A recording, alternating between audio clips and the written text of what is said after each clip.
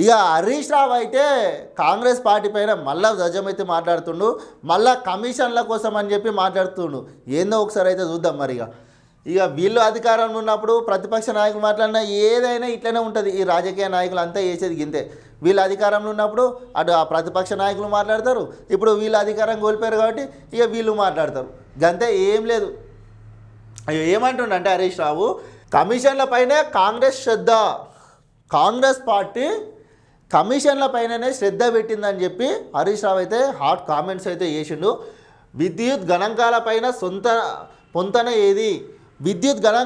పొంతన ఏది అని అంటున్నారు హరీష్ రావు గారు. బట్టి విక్రమార్కకు కనీస అవగాహన ఉందా? కమిషన్లపైనే కాదు, పాలసీలపైన దృష్టి పెట్టండి. అసెంబ్లీలో పెట్టిన శ్వేతపత్రాన్ని ఓసారి చదవండి. బట్టి శ్రీధర్ బాబుపై హరీష్ రావు ఫైర్. అసెంబ్లీలో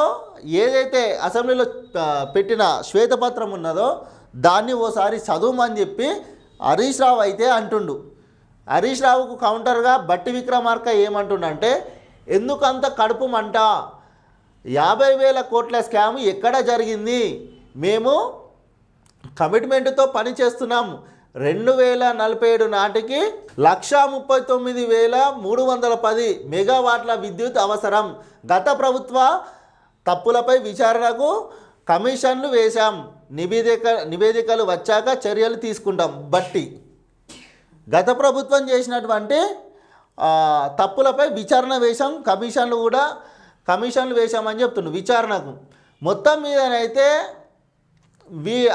బట్టి విక్రమార్క ఏమంటుండంటే, 2047 నాటికి 139,310 మెగావాట్ల విద్యుత్ అవసరమని బట్టి విక్రమార్క గారు చెప్తుర్రు. ఇక గత ప్రభుత్వం చేసినటువంటి తప్పులపైన విచారణకు కమిషన్లు ఆదేశించమని చెప్పి ఆయన చెప్తున్నాడు. మరి హరీష్ రావు ఏమో ఇట్లా మాట్లాడుతుండు.